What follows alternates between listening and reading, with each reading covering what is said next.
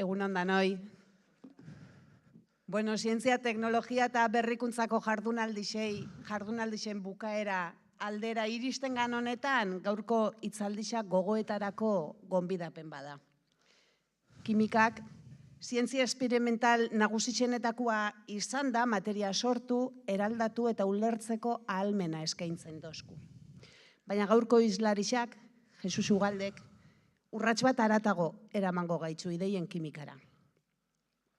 Lotura kimikoaren kontzeptuak abiapuntu hartuta, materia ekoizteko eta eraldatzeko, prozesuak ulertzeko modua birpentsatzera edo birrikustera eramango gaitzu, Jesusek. Horretarako konputakailu kuantikoak, algoritmoak, eta adimen artifiziala izango ditugu lagun. Badakigu tresna horrek gaur egun zientziaren muga tradizionalak gainditzeko giltza bilakatzen nahi diela. Jesus ez da bakarrik kimikako katedraduna, ikertzaile eta pentsalari gisa, bere ibilbidean zehar zientzia eta gizartearen arteko zubilanak eitzen ibili da beti. Bere ibilbideak erakusten dozku zientzia ez dela laborategiko jarduera hutsa, pentsamentuan, ideietan eta etorkizunaren eraikuntzan be ematen dela. Gaurko hitzaldixa beraz ez da bakarrik ezagutza partekatzeko momentu bat, etorkizunari begira hausnartzeko eta inspirazioa pizteko aukera bat da. Ta jakina beti da plazer bat Jesus Ugalde gure artean eukitzia, herriko enbaxadore, eta zientziaren aldeko ahots inspiratzaile gisa. Beraz, adi entzun daigun, ideien kimika, unibertso kimikoaren azken muga, bere hitzaldixa. Eskerrik asko danoi etortzearren, eta bereziki Jesusi, gurekin bere denpora eta bere ezagutza konpartitzearren. Eskerrik asko danoi.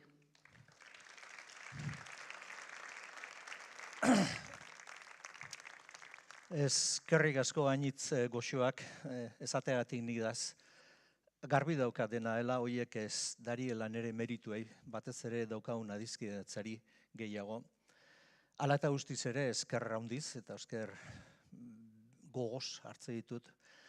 Eta azken mugaraino eramatzean nahi zaituztet, baina bidaia luzea da hori.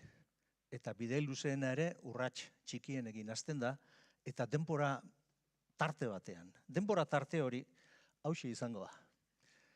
2023 Ibarretxek Euskadi ikerketa saria eman zean egunean. Ez du gehiago honek, argazki honek, gu biokorra agertzea baino, eta hor dagoen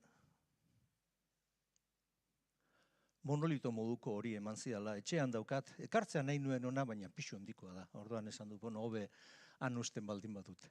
Dena dela, Ibarretxek garai hartan eta garai hartetik onutz askotan egon gara elkarrekin. Eta azkenengoa duela hilabete batero izan zen, Miramar Jauregian Donostian, eta han esan zian, gogoratu egin zian hau eta esan zian, aizu, gogoratzen altzera egun hartaz, nizan egon noski baietz, baina esan nizunari buruz, hori ez, ja urteak hartu ditut eta hainbeste hainoko ez nao. Eta behar esan zian, beira, ikerketa gehi garapena, ikerketa saria zen. Eta ni pentsatzen nuen I+G hori formula kimikoa zela. Horrek pentsarazi ninduen, ikerketa gehi garapena hori da, ikerketa gehi garapena ez, baina ez formula kimiko bat. Baina kimikariok materia eraldatu egiten ditugu, eraldatu egiten dugu. Ez materia bakarrik ideak ere bai. Orduan, okurritu zitzaidan agian, I+G hortatik, formula kimiko batera, erreakzio kimiko batezia iritsi gintezkeen edo. Eta erantzuna da bai. Ikusazu, hemen ingudu erreakzio kimikoa denun artean, ez da oso zailagoak egin ditugu, eta zuek ere egite dituzu egunero etxean. Beira, I+G hemen dago, ikerketa gehi garapena. Baina, horrela esan da argi dago, gehi hori sobran dagoela, eskendu ezagon hori. Eta orduan, gehatzen zaigu I+G. Baina I+G hori biek maila berean jartzea ez da bidezko. Orduan jarri ezagun garapena puskat beresiago, hemen beresiago hori. Baina bera dagoenez, orduan letra larriz ez dugu idatziko. Idatzi ezagun letra normalez, G horrekin, bai? Eta ja, esan naz, hain garapena ez da ezer denik, guazen urrats bat aurrera itea, ez? Eta G-aren urrengo letra da H. Hementxe daukezute H. Eta iristen gara IH-era, erreazio kimiko honen bitartez. Eta IH bada formula kimiko bat. Ez da konposatu baten formula, baina bai formula kimiko bat. Eta gainera ez da atzo gauekoa, baizik eta aurrea badoa, oso aspaldikoa. Hau etxe solido platonikoa, Platonek berak gogootatuko eta asmatutako solidoak, flogistoaren teoria oinarriak zirenak. Begira ezazu, hemen dago alde batetik. Zua, ura, lurra, ura eta eterra. Eterraren formula kimikoa hori da IH-a. IH-a nahi du esan ikosaedroa. Ikosaedroa da hemen ikusten duzuen figura hori. Gutxi gora bera, hau, hementxe daukazutena. Horrelako zerbait, 12 punta ditu, eta erdian, hau ez dizuet orain gehiago erakutsiko, keraxeago bai, erdian utxunea besteek ez dauka, zulo bat. Hau, formula hau, ero estruktura hori, batez ere motibo estruktural hori oso ohikoa da kimikan. Eta begira, ni zentrau behingo naiz, alako estruktura ikosaedrikoekin. Hori da aluminiozko indakoa. Aluminioz egindako estrukturak ikosaedralak horrelako itxura daukate. Horiz barkatu urdinez, marraztu dizuet, aluminio bakoitzaren posizioa espazioan non den. Eta beste lerro horiek, hori dira, kimikook hain hitzetik hortzera darabilgun lotura kimiko hitza. Hau ez da hilamendik atera, baina jakizue, lotura kimikoa zer den, ez dagoela kimikorik dakienik. Inok ez dauka, idearik ere ez. Baina lata ustez ere marraztu egite ditugu. Gutxi gora bera konektibitatea, esaten dugu. Hemen dagoen atomo hori konektatuta dago honekin, baita horikoarekin, eta hori da. Estruktura bera zorrek eman egiten dugu. Oroan, nola hemen lekurik badagoen, lehen esan dizudan bezala, sartu dezagun hor beste aluminio bat, ez? Hemen gorri zipini dut, eta gorri ez da beste elementu diferentea delako, baizik, eta adierazteko erdian dagoela. Buskat, berezia da, erdian dagoelako, eta ordean kolore aldatu indiozuek ikusten ezaten hori. Eta orain hemen daukagu problema txiki bat. Eta problema txiki hori da, nik esan egin guizue, begira, aluminioa dauka balentzia 3. Eta hau, jaingoikoaren esana da, halako etxe batean gaudeta, hori da. 3 elektroi ditu, balentzian, zailago ere ikasi dituzuela, ziur nago. 3 elektroi bakoitzak, 13 aluminio euskago, 12 gehi bat, beraz 39 elektroi. Hori elektroientzako problema handi bada. Elektroiei gustatzen egiten zaie, eta joera ondia daukate, hain zuzen beti paretan ibiltzeko, parekatua. 39ekin ez da biderek hori itxeko. Zein dugu ba? Argi dago, jarri dezagun elektroi bat gehiago. Hemen dagoen minus simbolo hori goian esan nahi du horrek elektroi bat gehiago duela. Beraz, hemen dagoen elementu horrek, struktura honek, horrek 40 elektroi ditu. Eta hori, orduan, elektroi guztia parekatuta duenez, posposi daudenez, oso egonkorra da. Oso egonkorra. Hau, laborategian sintezitatu egin daiteke. Kontua da, orduan, zu ezabete momentu, eta hori zertarako. Zertarako hori da, denok ikusten diozuelako, eta ohituta zaudete zientziaren instrumentaltasunari buruzko ideia horri buruz, ez? Hau da, zientzia zerbaiterako balio du.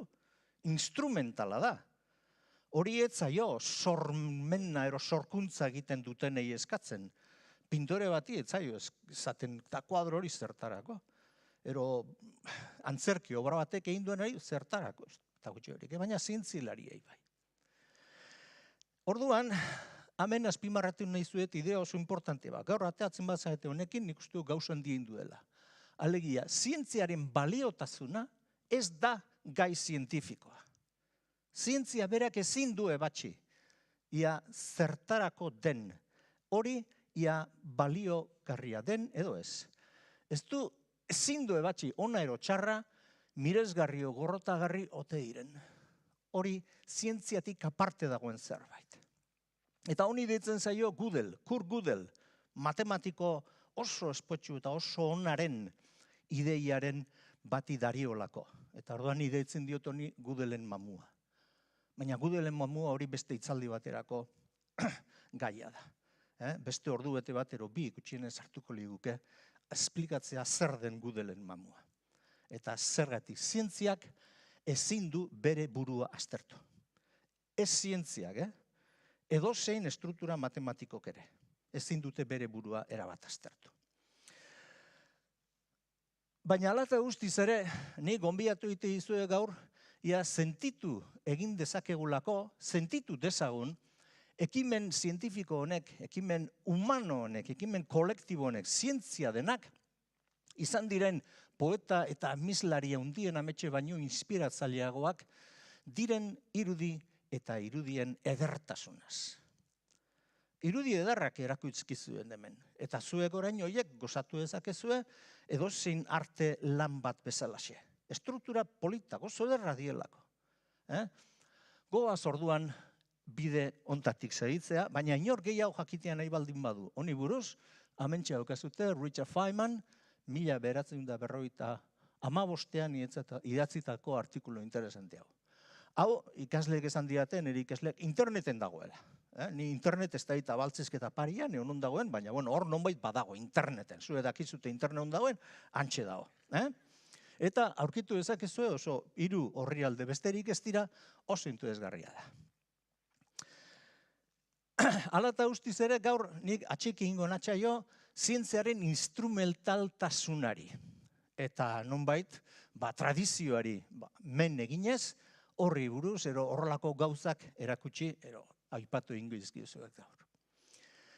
Zergatik lehen aipatu dudan ikosaedroiek, plasmoiak direlako. Eta bezango diazu, erra botauk, hitza politxa, plasmoiak. Galdea hotxea, zer da plasmoia? Plasmoiak, inok entzun aldu plasmoia hitza inoiz? Orduan eozen gauza esan dezaket, ez zineztu ingo diazu. Plasmoiak argia haunditu egiten dute. Argia haunditu. Ontsa esango duzu zer den hori, Eta honek, argia haunditze honek, detekzioa, hau da, analizia, eskala molekulerraino eramaten gaitu. Hau da, molekula bat bakarra, bakarrik dagoen lekutan ere, jakin dezakegu hori dagoelan eta zein den. Hori ikaragarria da, pentsazazue hemen zentimetro kubiko batean, hementxe bertan, hor barroan dauden molekula kopurua dela 6,23 bider 10^4. 10^4. Ipini 10 bat eta ipini 24 atzakaldian. Hainbeste daude. Baguko egitariko bat dagoenean ere hori jakin dezakegu hor dagoela. Ez aldo hori miresgarria. Goitxukusiko zuen nola itzen den hori. Lehen esan dut, elektroiak. Elektroia parekatuta egotea nahi dutezen eta sinistuala ez elektroia dantzan daude. Eta dantzan beti pareka egiten da, hemen dagoen bezalaxe. Baina kontua da, pareka egitea den bezala, hemen ez duikuzu struktura bat, pare bat. Baina argazki osoari behiritzen badiozu ere, hor pare horiek osatzen duten struktura ere badago. Hor pareja horiek ez daude nola nahi ipinita, baizik eta daude hemen korro moduko zerbait eginez, ezta? Nik uste duzu pareen struktura ere badagoela. Hoxe da zuzen ere, plasmoien struktura. Zuek hemen kitzikatu egiten baldin bauzua da, bultzada bat ematen badiozu hemengo edozein pariri, beste guztiek ere mugitu beharko dute beraien postutik, zen eta bestela honekin tuputxe egingo dute. Ikustu duzu ez? Eta honen bata besteari, orduan hor gertatzen da horrelako kitzikapen, excitazio kolektibo bat, bati eraginda bakarrik. Hoxea plasmoia. Hau da, ez da gertatzen hemen eskerrean dagoen hori, Hau da, bakarrik bat nonbait kitzikatu egiten dela, kasu honetan da hemen dagoen hau, pasatzen da hortik horra. Baizik eta denak kolektiboki exitatu egiten dira elektroiak.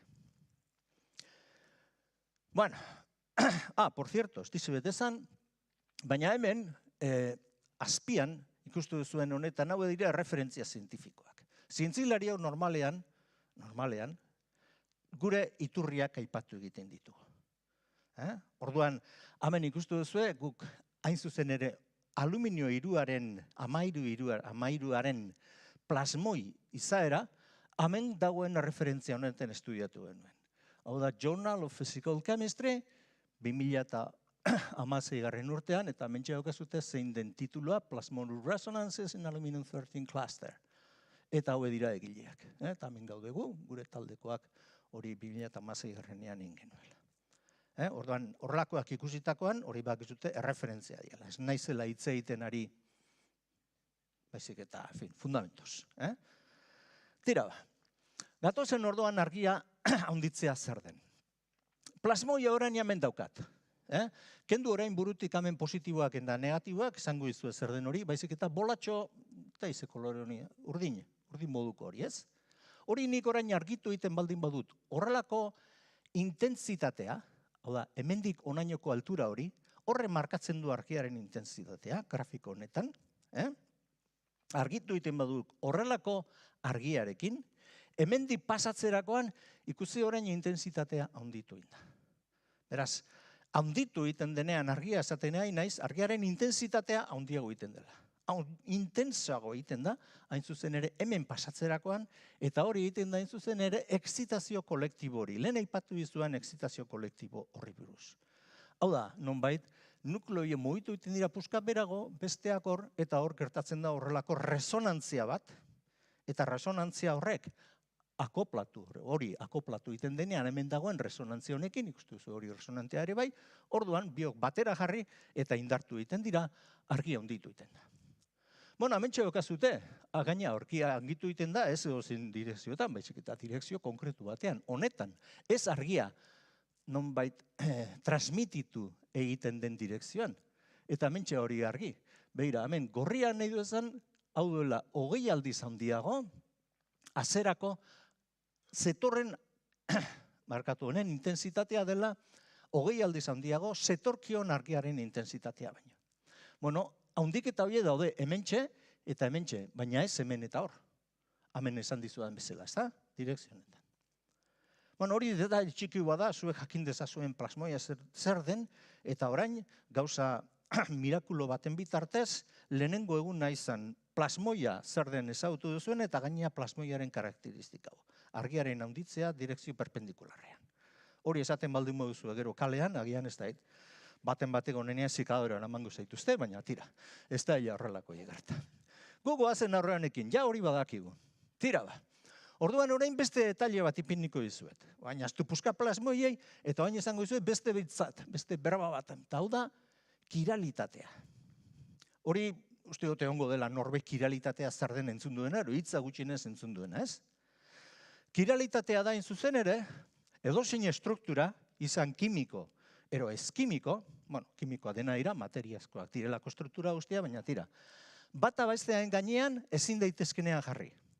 Hementxe euskat eskuaren kontu hori. Ez? Zue jartzen baduzue, zuen esku bat horrela, eskerren nahi baduzue, orain eskubia hemen daukazute, eskubi hau ezin daiteke honen gainean jarri. Ikusi, hemen dago atzlodia, eta hemen gatzen da beste atzlodia hau. Ez? Hola jartzea ez du balio, zen eta orduan hori egiteko induzu beste operazio bat, ona ekarri, eta orduan induzue hau honen gainean jarri. Eta hori ez da hori trampaitea da, zan behar du hola. Ez da? Horlako strukturak denak ez dira, hain zuzen ere, kiraltasuna dutena, batzu bakarrik. Eta ikusiko ez garrantzia duen horre, sekulakoa. Inoiz imaginatu ez dezakezun oraingoz. Hemen adibide, eman dezagun espektakularra, baina ez hil edo bizikoa, gero ikusiko ditugun nahi bezalakoa. Ezkerrek aldean hor daukazu, mentafina, abentxe behian. Eta goian daukazute kominoa. Oain jakin izan dut, Euskaldun peto-petoak deitzen dute kuminoa. Bueno, tira. Bergaran, desde luego, kominoa nik entzun izan du beti, batira. Bueno, kominoa eta mentafinak, hoi daukaten printzipio aktiboa, usaia zeri dario, da molekula honi. Hemen ikustu duzu, hori karbon deitzen da. Eta hau, ikustu duzu, iguala dela. Diferentzia txikia da, zuzen ere, hemen dagoen hori, angelu hori, planotik gora dagoela. Eta horretik dago ipinita hemen horrelako puntuka. Eta hemen planotik bera. Eta orduan hori letra ero, marra, sendos batez egin dagoela. Orduan, bi molekula horiek ezin dira bata bestean gainean jarri. Oie deitzen zaien antomieroak. Baina diferentzia txiki hori galanta da. Hau da, zuek hartzen baduzuen mentafina usaindu eta komino usaindu ez dut ze ikusirik. Arantzia eta pikua bezala, ez dut ze ikusi bata bestearekin. Ezta? Bueno, hauxe da zuzen ere, kiraltasuna. Orain biak naztuko ditugu. Kiraltasuna eta plasmoiaren struktura. Plasmoiaren izaera.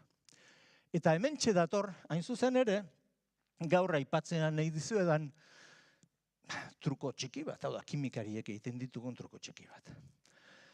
Eman dezagun orain hemen dagoen plasmoia, da pelota hori dela orain kirala. Izan ere, lehen hor neukan nire aluminio iruari, honi, orain hemen itxatxi indiot, horrelako molekula kiral bat, karbonoitariko bat. Orduan, zein izan, zan dizuet hor RRS, ikustu duzu hori gora erobera zaukan horrek, honek ere kirala da. Honek transferiten dio kiralari honi. Vale? Orduan, horrelako oskat. Eta hemen gertatzen da orain oso gauza kuriosoa. Oso kuriosoa argiarekin, baina argi polarizatuarekin. Deno bako zute euskitako betaurrekoak, eta horiek batzuk argia polarizatu dute. Ezta? Gutxien oso saltzen dute gutxien, ez gero egiten duen ero prestakit. Baina saldu bai, eta puskagia okobra horregatik. Bueno, argia polarizatua da, hemen esate dizuen hau.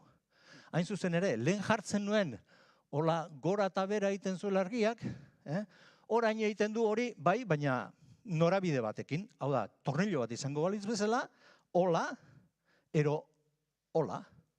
Orduan, hau da, eskubira dago polarizatua, eta beste aldera egiten baldin badu, eskerrera dago polarizatua. Hori da argiaren polarizazioa. Bueno, jartzen baldin baduzu eroin, hemen molekula kiral bat, horietariko bati L deituko diot, ontsa ikusuko duzu zergaitik eta besteate. Horreato ez ingelesez, baina latinetik. Lebo eta destro. Lebo eskerra, destro eskubia. Eskumia. Orduan, honek, hain zuzen ere, honi eskubira dagoen polarizatu argiari haunditu egiten dio. Honek argiat haunditu egiten du. Intensitatea haundia egiten du. Baina orain argiaren polarizazio aldeatu egiten baldin badut, haunditu beharrean, ikusi, hau, oain txikitu egiten da. Orduan, klaro, hemen ez duen, argi handitza, segun ze kombinazio daukadan hemen, argiaren polarizazioa eta kiraltasunaren artean. Bueno, hau argi dago, kontrako egiten baldin badut, orain jartzen dut nik orain honen enantiomeroa, alegia nire kiraltasuna diferentea duen molekula hori hemen, R honekin, alegia right circular polarized light, hau da, eskubira polarizatea dagoena, orduan hau txikitu ingo du, eta besteak handitu. Hau da, erabaz simetrikoa da sistema. Baina ikustu duzu, orain daukagu beste tresna bat jolasteko. Eta da, argia handitu indezakegula, ero txikitu, nahieran, gun nahi dugu moduan. Bueno, bagoaz aurreat. Horre dia, elementu konzeptualak. Orain zein gugunik? Bueno, begira, hartuko du nire plasmoia, amentxe daukazute, erdi-erdian handia, honi itxatxi ingo diot molekula kiral bat, eta hemen inguruan jarriko ditut orain molekula eskiralak. Pilo bat, ez nahi dituenak. Bale, orduan, argi plasmonikoaren ere mua da, esate dut, hortan argia handitu egiten da, eta orduan orain egingo dut, hain zuzen ere, espektroskopia ez molekula kiralaena, baizik eta honena. Baina hemen asko daude ditarikoak. Beraz hauek espektroa denena batu egiten da. Ez naiz egiten ari batena, baizik eta hemen dauden guzti honena. Honen espektroa ingo banu molekula bakarrena ingo nuke. Ikuste diferentzia, ez? Bat besterik ez dagoelako, baina hemen pilo bat dago. Eta orduan denen hain behar dut espektroa hor bertan daudelako eta argiarekin argiztatu dezaket hori eta. Behira ze gertatzen den noain. Hementxe daukazute, beste referentzia hor da. Hain zuzen ere, esaten ere natzaizuen. Har dezagun ere plasmoia, jar dezagun molekula eskirala, hau da, hemen tintea da, hain zuzen ere, eta molekula kiralba. Kasu honetan da triptofanoa. Triptofanoa ditu du, gero importantzia izango duelako. Bueno, triptofanoa da hemen L. Eta hemen egiten du gauza bera, baina aldatu egiten dut hau.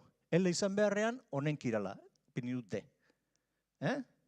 Eta orduan, noain egiten dut espektroa, eta ikusi ze gertatzen den. Hain zuzen ere, L-erekin egindakoa, ikusi hemen bekoan, gorikoa ez fijau, bekoan. Hemen puntak, hor laranja koloroi berutz daude. Eta derekin egingo banu, orduan puntak gora daude. Orduan horrezen nahi du esan. Triptofano honen inguruan dagoela molekula kiral bat. Batekin nahikoa da, hain zuzen ere, diferentzia hori eman dadin. Beraz, ni detektatu indezake molekula bakarra, honi espektroa ginez, ez honi. Baizik eta honi. Eta ikusiz puntak nora dauden. Eta orduan jakin dezake gaina zein den L-a puntak bera, D-a puntak gora. Bueno, elementu teknikoa da hori, ikustu duzu hori egin egiten dela, egin daitekela, eta orain, erakutziko iz, referentzia bat, hau 2020 urtean egin genuen, eta 2 urte beranduago beste hainbat lagunekin, hemen gaudegun nonbait, alde ez da ezer ikustu dut hor, beste lantalde honekin. Lehen esan dizue, lehen ikusi dugu kuminoa eta mendafinarena. Bueno, orain, ipiniko ditu puskat, importanteago diren efektu kiralak, ez? Hemen eskerrekaldean ipinita daude, nonbait, onura egiten dituzten molekulak. Eta hemen, beraien estruktura kiralak justo txarra egiten dutenak. Ero gaizki egiten dutenak. Begira, hemen dago talidomina, zautzen duzu talidomina? Bueno, horrez sekulako malformazio genetikoak ere egiten zituen. Baina ez edozein talidomina, bate bakarrik, D-ak. Orduan oso importantea zen jakitea zein talidomina hartzen nahi ginen. Zen eta L-talidomina oso molekula ona da, oso baliagarria, oraindik erabili egiten dena goizeko goraleak ero botagureak kentzeko. Haurdun dauden emakumei ematen zaie gehien bat. Baina D eman izan ezkero orduan malformazio genetikoak ere egiten zituen. Beste horren beste, hemen dago naproxenoa. Naproxenoak artitrizaren mina kentzen du. Askorentzat importantea, niretzat ere bai. Baina besteak, hain zuzen oren kiralak, honek, gibel kanzerra, gibel minbiziara egiten du. Atezu ze diferentzia, bata ero beste hartu. Beste horren beste, etanbuterolekin. Etanbuterolekin tuberkulosiaren, tiziaren kontrako medikamentua da. Baina honen kirala, honek, itxutasuna eragiten du. Itxu egiten gaitu. Triptofanoa. Triptofanoa antidepresiboa da, baina L-a ez D.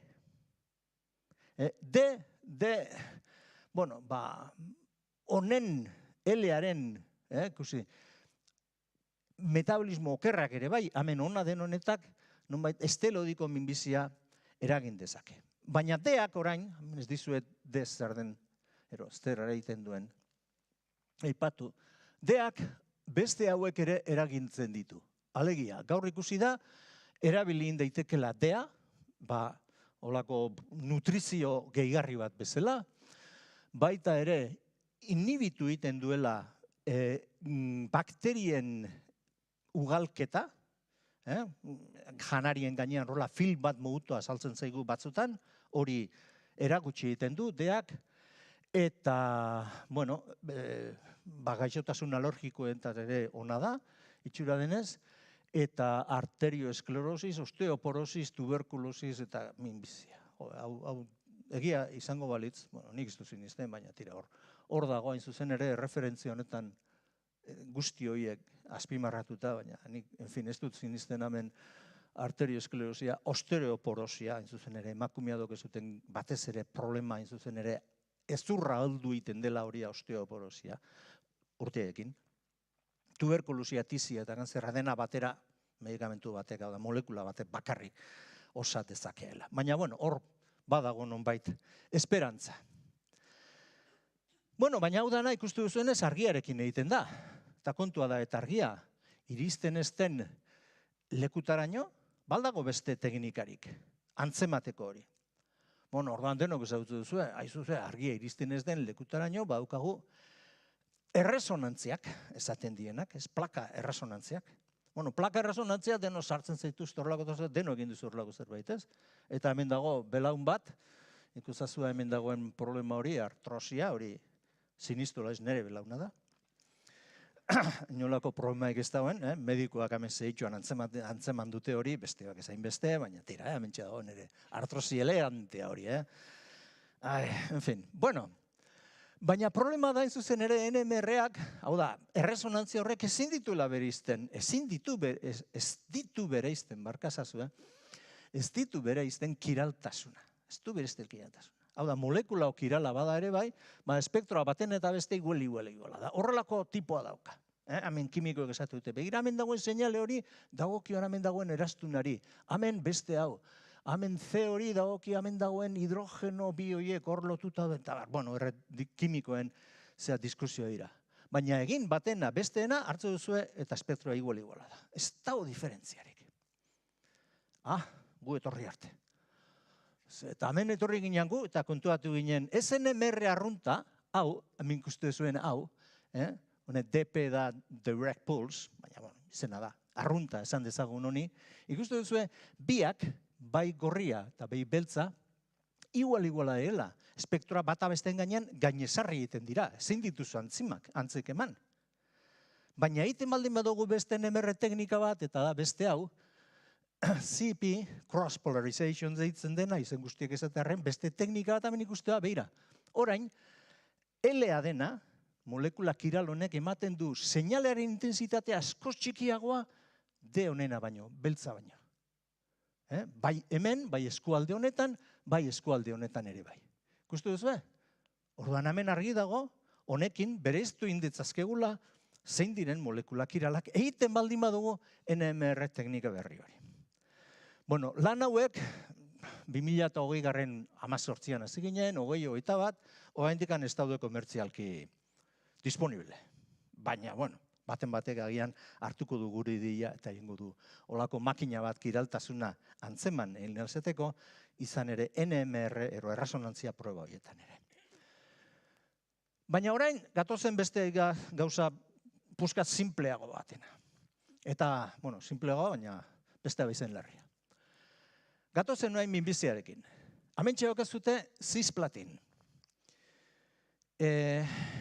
Onkologikotik pasa zareteno, gero anibili zareteno, buskatola hitz egiten bertako medikoekin eta bar, entzengo dizue cisplatin. Cisplatin da, nonbait, botika estandarra minbizia zendatzeko gaur egun. Eta struktura oso simplea da, horrelako bada, platin argi dago zeati da, ez? Platinua duelako hemen, kloro bat, eta hemen amoniako bi molekula itxatxita. Hau da cisplatin. Bueno, problema bi ditu honek oso larriak cisplatin. Teknikoki, hau da, eraginkorra da, baina, klaro, alde batetik, solubilitatea oso txikia du. Bai uretan, hemen ikusten den bezala, ez da disolbatzen, hor gehatzen da, eta ez da odol plasman ere, plasma sangineoan, hemen txegeatzen da hori.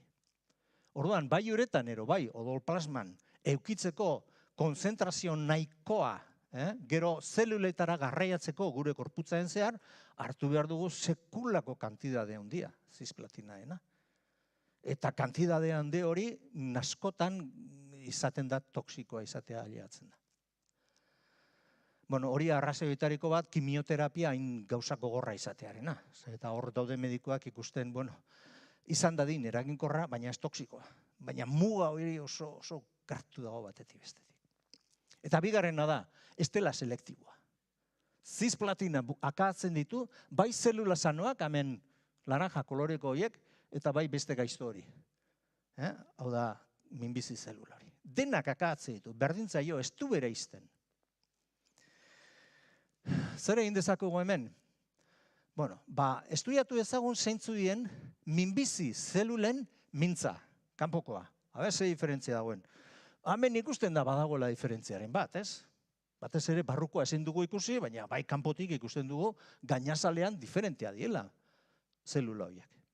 Eta diferentzia hori, efectivamente, egon badago, hemen eskerrek aldean ipini dizuet zein den zelula sanoen, osasuntxuen estruktura, eta hemen zelula kanzerigenoena, hau da, minbizia duen zelulaena. Fijatu behar zaetena gauza bakarra da. Hemen dagoen marratxo horiek ikusi, hemen bat, 2, 3, 4, horiek.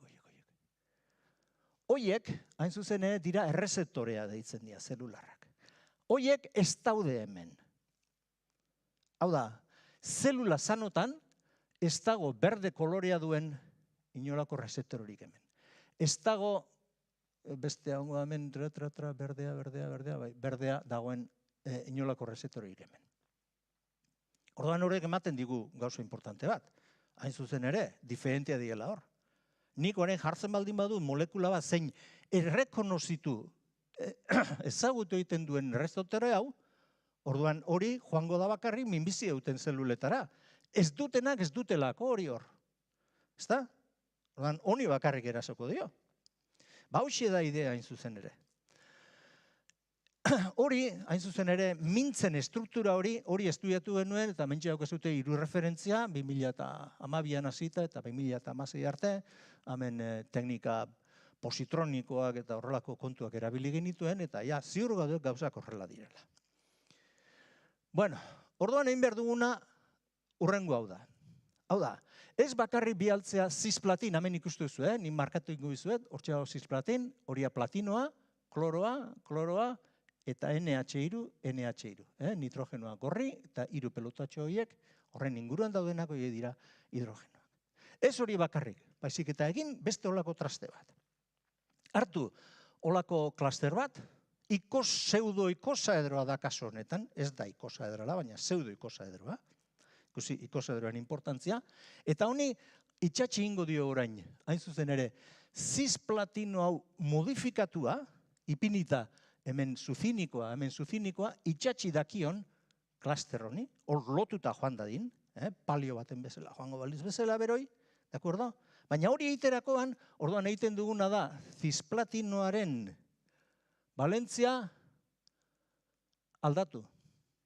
Hemen zisplatinoa da 2 elektroi ditu parekaturik, hori berriz jangoikoaren itza da, eta hemen ditu 4, horretik daukat ipinita.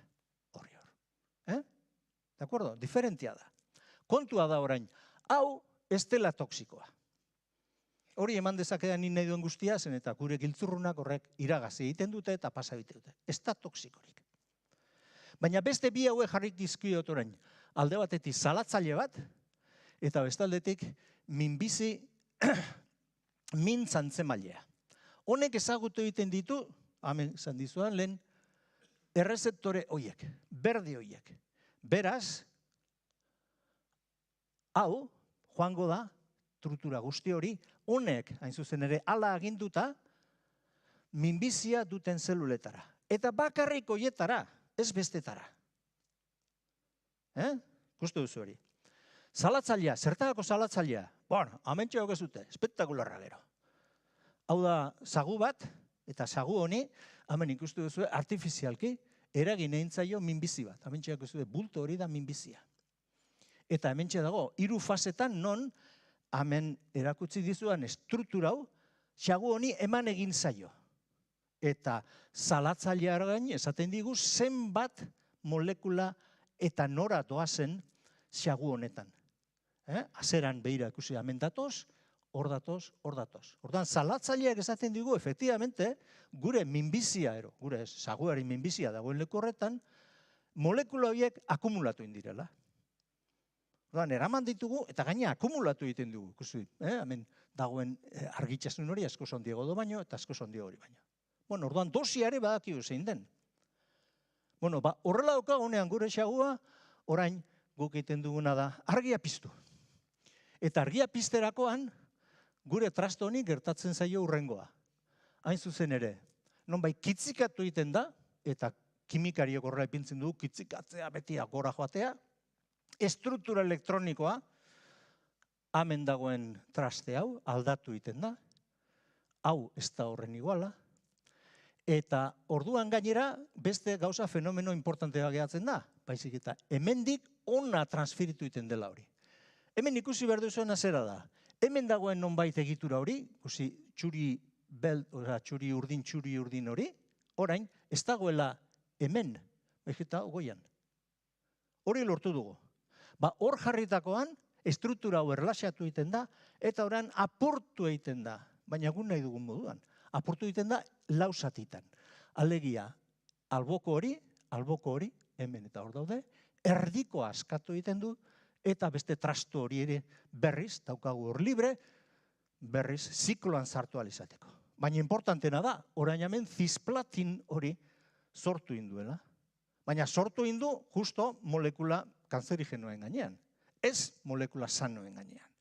Orduan, honekin egin duguna da, gure medikamentu honen, droga honen, botika honen selektibitatea handitu. Baina, ematen ari diogu botika hori minbizia duten zelulei. Eta ez sanoai, haiei bakarrik. Importantea da. Hemen gorri hau behira zazue. Hau da zuzen ere, zenbat zelula, minbizi zelula horiek, kristal batean egin dago, hau ez dago in vitro, ezik eta esperimentoa da laboratikoa. Bueno, ikustu duzu, ordubete bat, eta argia, eta aipatu dizuan MQDS, ala dituen dugu traste hori jarrita, orduan, zelula minbizien, zenbat, atera diren bizirik zelula kanzerigenoak, pasatzen da ehunetik bakarrik hogeira. Ehuneko 80 atu ditugu. Hau, esperimentoa da, laboratikoa. Ikustu duzue, hori importantea dela. Bigarrena gatozen berriz elektroiekin.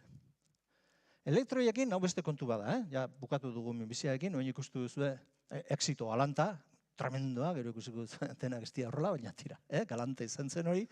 Baina begira, orain, hemen lehen jarri dizuan bezala, jarri ezagun hor elektroi kopuru bat. Batzu dia gorria, beste batzu dia beltzak. Eta elektroi horiek, zeratik parekatzen dira horrela? Bueno, eta elektroiak, pentsatzen baldin baduzue pelota badela hau bezalaxe, pelota honek, ematen baduzue ardatz bat, zate bateak hemen beti gora dagoena, biratu dezake, hola, ezta? Bai? Edo, beste ona. Bi horiek diferentea dira, zuek antzemango zenukete. Ikusita nora biratzen duen, tra. Orduan, baukazute modu bat bereizteko horiek. Hori elektroiaren propietatea. Eta horri etzen zaio espina. Spin. Orduan, bati esaten diogu spin up, gorakoa, eta beste izaten diogu spin B, berakoa. De acuerdo? Zeno edia. Beste batzuk ere erabiltze dute, honi da spin alfa, eta honi beta. Ez nengoelako ni bestela Jose Mari eta Martina jarriko nuke. Igual, total diferentzia besterik ez dia espimarratu behar, ez? Tira ba. Orduan, balego modurik, orain korronte elektrikoak egitea, spin klase batekoa bakarrik. Bueno, bata triviala da, hain zuzen ere. Jartzen baldin moduzu iman bat, hau da eremu magnetiko bat, hemen txaukazute hori, orduan horiek desberdintu ditzazkezue. Bai, desberdintu ditzazkezue, baina oraindik hor dauko zute, zure kablean eta dena joango dira. Desberdinduta, baina dena joango dira. Eta batzuk, horietariko batzuk blokleatzea posible da? Bueno, bai, hain zuzen ere jartzen baldin badugu hemen orain estrukturak iral bat. Hau da, estrukturak ilalka bakarrik selezionatzen dute argia. baita elektroien espina ere bai. Ikustu duzu ez? Jartzen baldin badut hemen estruktura kiral bat, hemen L enantimeroa jarri dut, orduan pasatzen dira bakarrik gorriak. Urdinak orgeatzen dira. Eta hemen baneuka, nuenez, espin ez polarizatua, hau da, espin bietako korronte bat hemen, bietariko dauzkat, hemen batenak bakarra ditu. Kurioso ez da? Baina egin galdera, zertarako, instrumentaltasuna, jaun Andreok. Bueno, zertarako, hau ez da esan behar nuen, baina tira, frakasoa delako. Gu pentsatzen genuen honekin, soluzionatuko genuela hidrogenoaren generazioa. Denok entzu duzu baina, ez da? Zeintzu dira hemendik aurreako izango ditugun kombustiblerik poteretsuenak importantena. Ez da gasolina izango, ez hidrogeno izango da. Hau da, Apoloa, igetarrisa joan dako Apolo horrek, azkenengo faxeak horrelako struktura batekin egin zituen. Baina hori ez da oso efizientea. Eta ez da oso efizientea haugatik, beira. Zen eta hemen gertatzen dira bi gauza, alde batetik. Hemen dagoen honi ditzen zaio anodoa, izenak, eskerreko plaka honen, eta hemen ur ontatik generatzen da hidrogenoa, eta hemen doaz burbuliak. Barkatu oxigenoa. Aldeantziz, beste honetan, hau da katodoa, eta hemen ur ontatik, hemendik urtatik, hau da tosona hortak, eta generatzen da hidrogenoa. Bale? Orduan ura apurtu egiten duzu, alde batetik oxigenoa, bestetik ura. Bai, baina hau generatu beharrean, askotan generatzen da, hemen puskatola jartzen bazaete, ikusi, oxigeno hau izango litzateke, bi pelota gorri horiek. Ura da hemen ere oxigeno, hidrogeno eta hidrogeno, pelota txikiak horredo inguruan, baina hemen generatzen da askotan beste hau. Oxigeno, hidrogeno, oxigeno, hidrogeno. Hau, ur oxigenatua da, farmazien dago ezutena. Eta honek ez du zertako balio. Orduan, guk nahi genuena zen, erreakzio hau eragotzi. Eta uste genuen, hain zuzen ere, espin polarizatua korronteekin, izan berrean hemen edozin korronte, elektroia hemen elektroien korronte hemen infinita dago, horrela doaz, mugitzen dira elektroiak horrela. Edozinekoa baizik, eta polarizatuak izango balira, orduan hau etzela gertatuko. Ba ez, hori etzen gertatzen. Eta hori frakasoa da, eta hemen aitortu egin dut. Horrekin gabiltza lanean ondikan, tematuta, tematutara Donostian esate dute, gu esate amorratuta. Amorru biziz gabil, baina ez dugu lortzen esatzea ez aurre horrekin. Orduan gehiago ikasi behar dugu. Orduan gehiago ikasi behar dugunez, bakizute, subentzio gehiago behar ditugu, lain puestuak ez da gizte hori. Ez dizuek gehiago zango, baina antzeman zuen. Bueno, eta gato ja bukaerara iristen nahi naiz. Ez hau zen lau duzu hau? Inorren goatzen da ezta? Hoi gure etxasana zen, Blas, jundan urtean hil zen. Eta honek ateraldi xale hori izate zuen batik. Eta niri behin egin zian, horako Baskari familia batean, ez da nui esan zen, eta baina izan, ja, ez duizio kakao itxuk, eta bai, eta zein jok, eta ze ez duizio, eta nik kimika, orduan hasi nintzen, jasbona, hon esplikatuko jo, eta ni ez errazan baino lehenago egin zian galderau. Baina probak itxira alditxukik. Eta orduan gehatu nintzen, da dios, probak. Probak egiten espaldin baitxok, orduan kimik ez dut egin. Eta ez tostak esan gainean nahi, zer egin duan. Bateak izan izangoan hori, hainbeste denporan hor munduan zehar barrena, bazter guztian nazten ibilita ero. Hola gehatu zen. Bueno, orduan, ez nuen gero aukera gehiago haitxeekin norlako berbai itxeko eta bar, baina orduan zuek izango dizu. Nola akigu hori? Kalkulatu egiten du. Eta orduan hemen datoz konputagailu kuantikoak. Kalkulatu egiten dugu bai konputagailu kuantikoekin eta bai klasikoekin. Baina jakizue, gaur egun, euneko egiten dugu konputagailu klasikoekin. Eta erabiltzen dugu konputagailu klasikoak ia funtzionatzen duten ikusteko. Erreferentzia izan da klasikoen.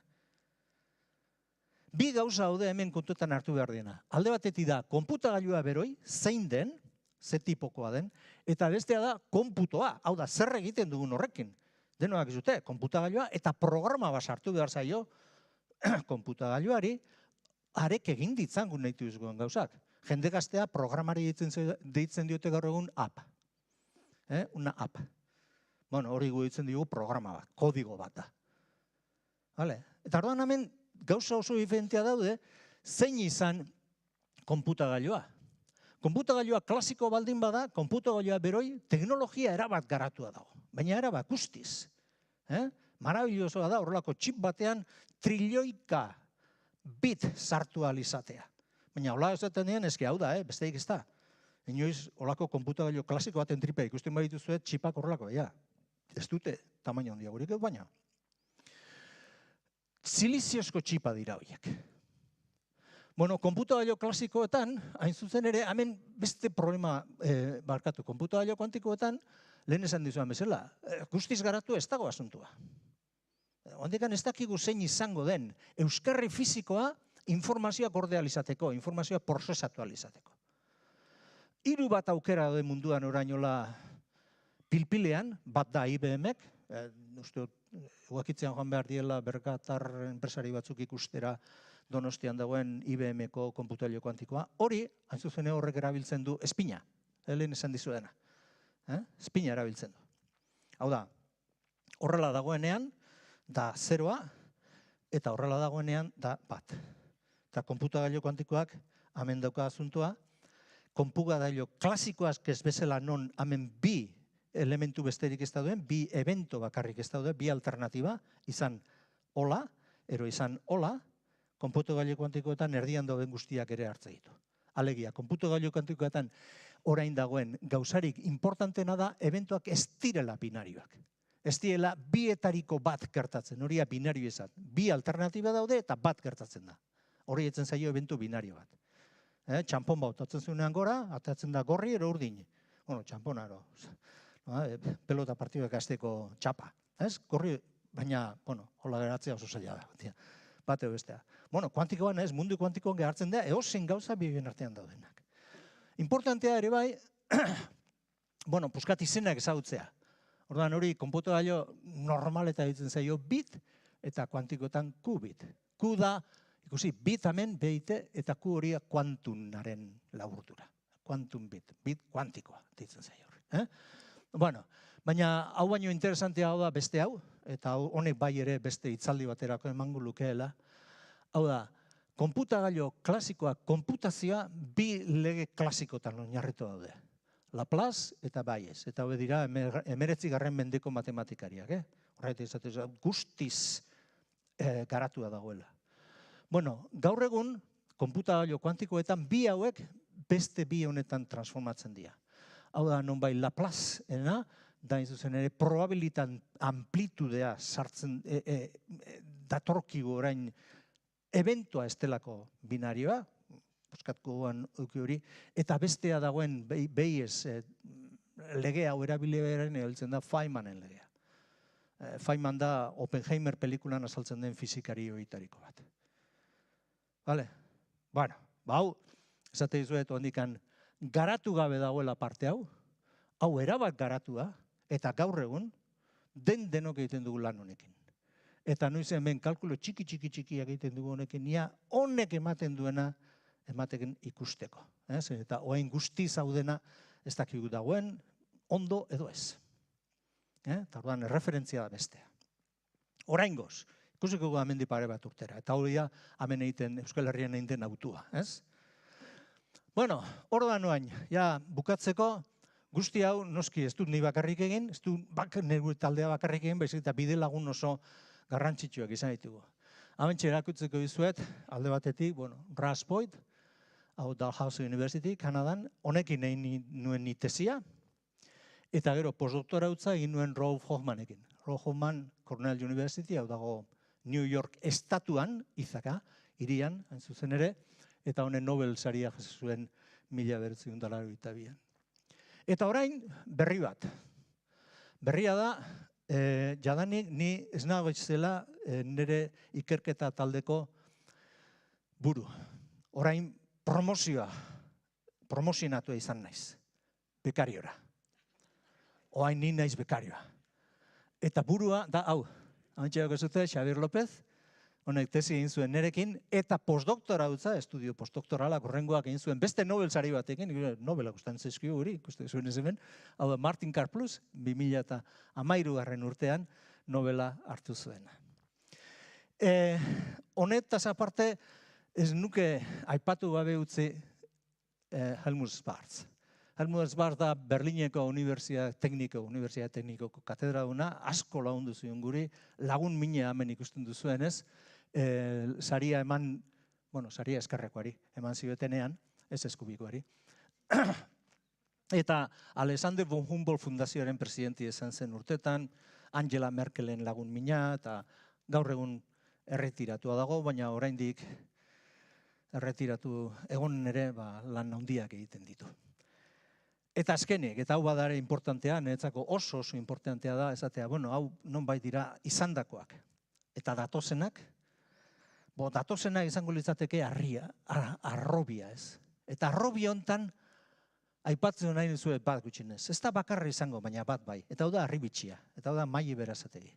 Gurekin egon zen, Donostian, duela udabatero, olako zehose, eta, en fin, jota utzi gintuen, ze preparazioa duen, ze kemena, gogua, eta en fin, eta azkenik, esan dezadan, arrobia ziur dauela. Berga peto-petoa da, berbian iartzeako dida, haua zabaldu orduko esatezu, ez da oinetiko ere, bergakua, fijo, eta alaxe da. Eta gaur egun dakidalarik dago Kopenhageneko Unibertsitatean egitea, ja bere azkenengo karrerako kursoak. Eta despedida. Despedidan berrez lotuko dut orain izenburuarekin. C.P. Snow, Charles Snow, hone 1957an idatzi zuen liburu bat, Two Cultures, eta itzulita dago, por cierto, euskerara, Iñaki Irasalbeitiak itzuli zuen, euskeraz badago, gazteleraz ez dakit dagoen, euskeraz badago. Eta han zioen hau, errealitate materialaren deskribapen zientifikoa, zientzia, hori da, bere sakontasun intelektualean, konplexotasun eta artikulazio guztiz arrazionalean gizateriaren sormen kolektiborik gorenena da. Sormen zientzia. Beraz, sortzaileak ez dira musikaria bakarrik, agian zintzilerak ere bagara sortzaile. Hemen nik erakutsi dizuet materia eta ideiak nola uztartu eren. Lehen batez ere kimikariak materia zaukaten bakarrik erreaktibo. Orain beste erreaktiboa jarri dizuet. Eta dira ideiak. Eta ara nun, hau bihurtu zaigun orain, ideien kimika. Lehen zen materiaren kimika orain arte izan dena. Orain ideienen kimika gabiltz. Eta honek, materia gizatiar mailan, eta ulergarria da gure mailan, maila humanoan, ulergarriagoa eta eskuragarriagoa izatea albideratzen digu. Alde batetik. Bestaldetik, hau da nik deitzen didudan unibertsoaren azkenengo muga. Baina ez azkena. Azkena ez baitago. Gogora ezazue Gudelena. Beste hitzaldi bat zordizuet. Gudelen mamua. Besteik ez. Hauxe dena.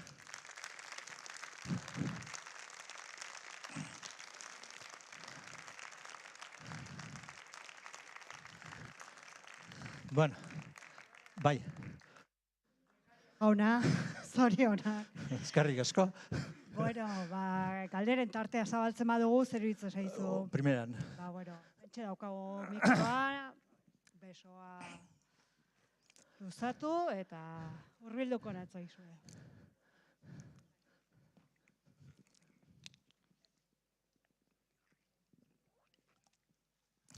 Egunon.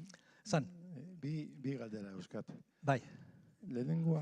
Hemen ipiniko naiz bestela hortik ez da ikusten da. Zer, oito, hola, bai. Ideiak azaldu dituzu batzutan porrot izan da ben ideia, beste batzuk exito izan da benak. Gertatu aldaiz inoiz exito izan baina txitipaz. Ideia ez dana berez etorri sortu zaitzuela.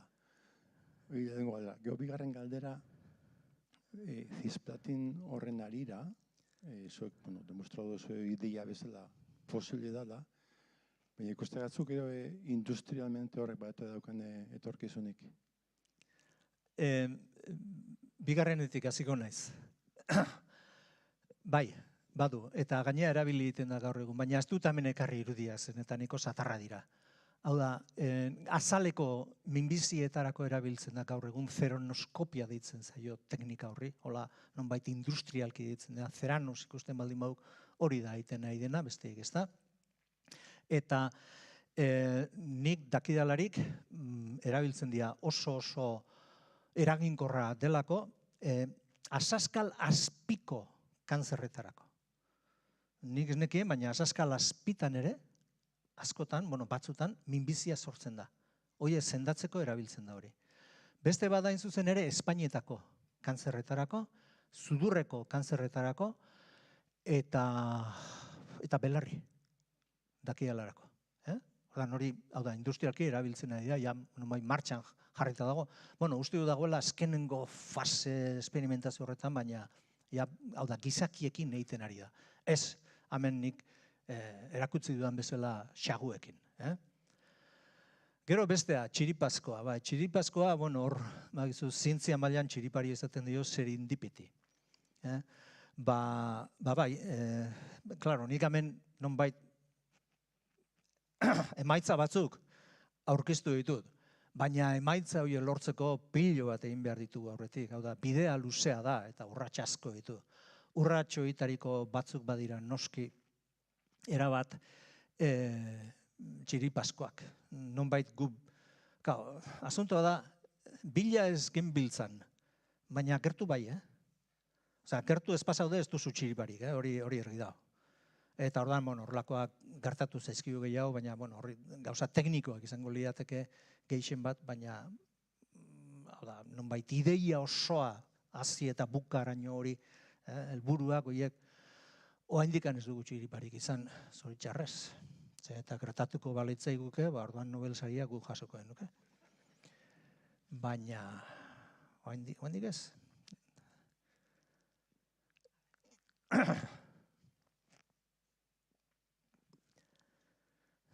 Galerarik? Hain argi utzi dena? Bai. Oino. Jolin. Oso ondo azaldu duzu guztia. Beira, beste ban, ez da. Ba. A ber, ea kapaz naizen espresatzeko. Zuek dara molekula, ez dakit, sintetikoa da, nitza molekula naturala. Berdin da? Natural oro sintetikoa? Bai. Berdin, ze zentzutan nahi duzu zen? Ba, amamaren sukaldia eta da sukalde askarra, ero errezeta askarrok. Biak dira jakiak. Bai. Baina ez ditugu berdintzat. Orduan, molekula sintetiko bat naturalaren lana egingo du, bere espazioa okupatuko du, bai. Baina... Bai, lortzen du, nondino azoazen, bai. Baina, izan ere, guk, kimikari denok, hain zuzen ere, egiten dituzten molekulak, ero sortzen dituzten molekulak, naturak egiten ez dituen gauzak egiteko dira. Hau da, naturan ez dago, hain zuzen ere, nik hor erakutsi dizkizuedan, minbizio horiek sendatu egingo dituenik, jendea hile egiten horrekin. Ulertzen hori? Orduan, beste hainbat molekula behar ditugu hortarako, eta orduan horiek, bai, sintetikoak dira. Hain zuzen ere, esatean nahi duzu gauza bat, izan ere, nik hemen, barkatu, erakutsi dizkizu edan molekulak hori ez daude inolako arboletan zintzilik, ez dira zaharrak, inondik inor, ez da olakorik. Baina horrek ez du esan naturalik ez direnak. Munduan dagoen dena, hain zuzen ere, unibersoa jaio zenetik, sortu zenetik daude hor. Eta denak dira natural berdin.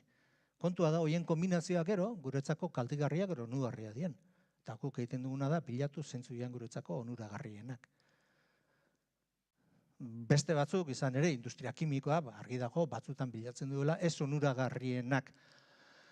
osasunaen aldetik, onuragarrienak dirutzaen aldetik, eta orduan hor beste kontu bada, baina naturalak, noski direla naturalak. Hemen natura da dagoena, materia da naturala.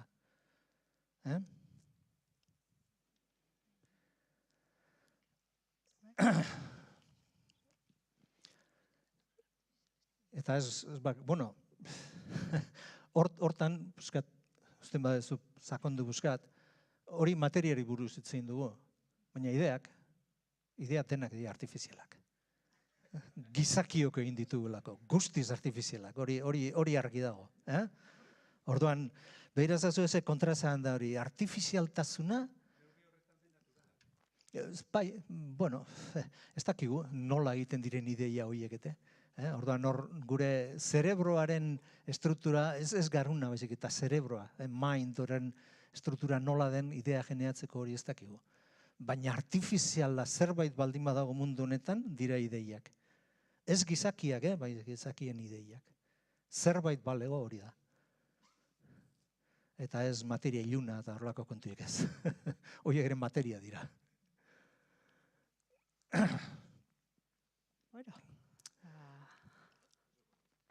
Bukatutzat emango dugu? Venga, eskerrik asko. Eskerrik asko denoi. Mila esker. Bueno, tira ba.